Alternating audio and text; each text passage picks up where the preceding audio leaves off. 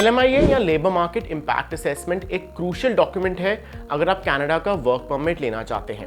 ये document prove करता है कि एक स्पेसिफिक जॉब के लिए कोई कनेडियन वर्कर अवेलेबल नहीं है, इसलिए employer is hiring an overseas worker. But did you know that there are few situations जहां आपका LMIA एग्जेम्प्ट भी हो सकता है। नंबर 1, जैसे कि आपकी जॉब किसी federal and provincial government agreement का पार्ट हो, जैसे कि अटलांटिक इमिग्रेशन प्रोग्राम। नंबर 2, अगर आपकी job falls under a free trade agreement. And number 3, intra company transfer. आज के इस वीडियो में बात करते हैं इंट्रा कंपनी ट्रांसफर की। इंडिया की काफी companies have their bases in Canada as well and काफी professionals take a transfer to Canada जिनमें उनकी Canadian jobs are LMIA exempt. इसकी डिस्कशन के लिए we have with us Himanshu Agarwal, an IT consultant from India with us. He moved to Canada under this route. But before we start, if you want me to make more videos on Canada ke immigration pathways, let me know which topic in the comments below. Let us welcome Himanshu and discuss his journey so far. Like I work for an Indian MNC, which is one of the top in India, and it's been more than 7 years. It's been more than 7 years that I have been working in this career. It was full of up and down, but I got a recommendation from my company in 2020. The COVID time, so it was extended कि मैं धीरे धीरे बढ़ते बढ़ते वो 2021 तक आ गया। तो in 2021 मैं कनाडा आया, तो अभी मुझे ऑलमोस्ट 1.5 साल यहाँ पे हो चुका है। इंट्रा कंपनी ट्रांसफर और ICT is a way जिससे company can sponsor your work visa for the country it is transferring you to.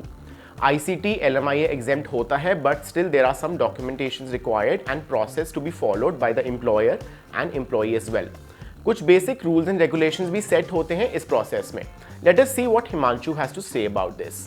जब ICT होता है, इंट्रा कंपनी ट्रांसफर होता है, उसके लिए आपको LMIA की जरूरत नहीं होती है। Okay. Right. तो right. most of these jobs are LMI exempt. तो और वो कंपनी यूजुअली आपको आपके ऑफर लेटर पे भी बुलेट्स में लिख के देते हैं कि इससे LMI exempt job. Okay. So जैसे आपके केस में LMIA was not required, so were there any other requirements you had to fulfill? Any other documentation which was required in general? Documentation की बात करें तो यस, बहुत सारे डॉक्यूमेंटेशन लगते हैं।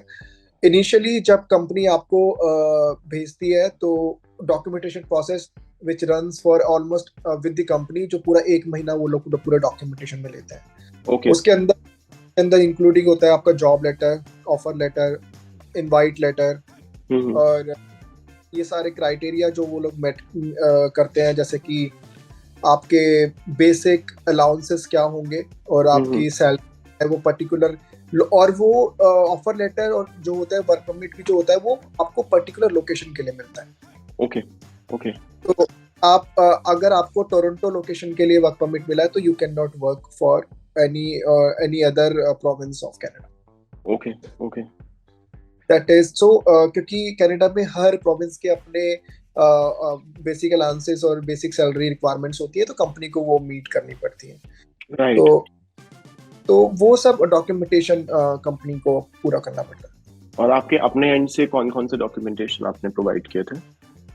सो हमारे एंड से जाते हैं यूजुअली पासपोर्ट बेसिकली, और I think these are the only basic things, passport from me. Right. So the mostly जो documents हैं that goes from the company's end. So they have to prove that this is an LMI exempt job or something like that, right? Correct. IRCC takes 7 to 8 weeks for Canadian work permits to be processed, but COVID के कारण काफी ज़्यादा time लग रहा है for the processing. ICT में it is always advisable to start planning in advance ताकि last minute problems ना आए। Let us ask हिमांशु कि उन्होंने अपना प्रोसेस कब स्टार्ट किया और उनको कितना टाइम लगा अपना वीजा प्रोसेस करने में।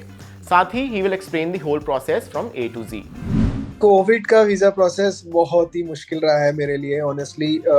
मुझे अभी 2 साल हो जाने चाहिए थे जब मेरा असाइनमेंट स्टार्ट हुआ था। तो मेरा स्टार्ट हुआ था September 2020, अगस्त सितंबर 2020।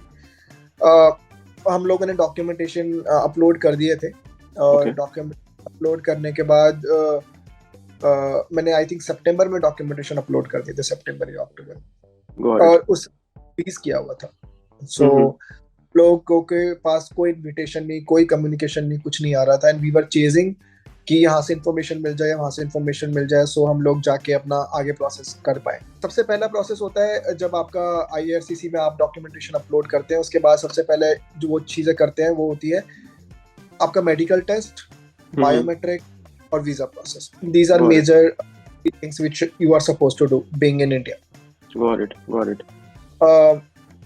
सो जब इन्होंने ओपन किया दिसंबर के लास्ट वीक में, तब इन्होंने उस समय ओपन किया था फॉर सीनियर सिटीजन्स और for people those are separated from family because of all the covid. उन्होंने उनके सब कुछ किया था। Okay. So middle of the January they opened it for everyone. Okay. And that's when your visa process started. 2022. Yeah. Okay. So 2021. 21. Okay. So जब वो visa process start हुआ तो उन्होंने मेडिकल के लिए भेजा, और फिर बायोमेट्रिक्स हुआ मेरा, और फिर बायोमेट्रिक्स के बाद बायोमेट्रिक्स के साथ वो वीजा इंटरव्यू भी लेते हैं। Honestly people might not be aware of, they will ask you couple and everything कि why are you going there, कि आपको क्या करना है वहाँ जाके, they asked couple of questions. Okay. So उन्होंने उसके बाद इनवाइट भेजा वीजा के लिए कि आप अपना पासपोर्ट भेज दो, क्योंकि उस समय पिक एंड ड्रॉप का ही कंसेप्ट था। उस पे आप VFS ऑफिस नहीं जा सकते थे कोविड के time, and it was very weird situation that time.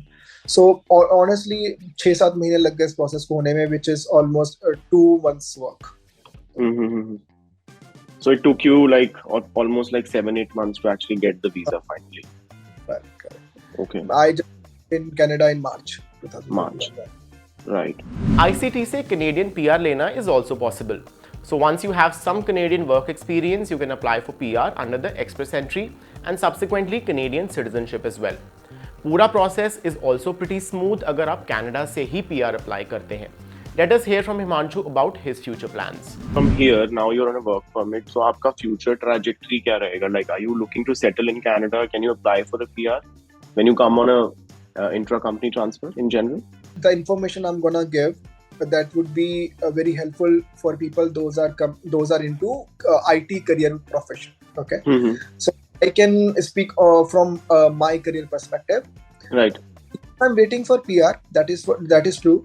But when it comes to citizenship, I'm still thinking about it. Intra-company transfers are possible ना ही सिर्फ बड़ी multinationals में, but many startups and SMEs are also using this pathway to quickly hire foreign workers.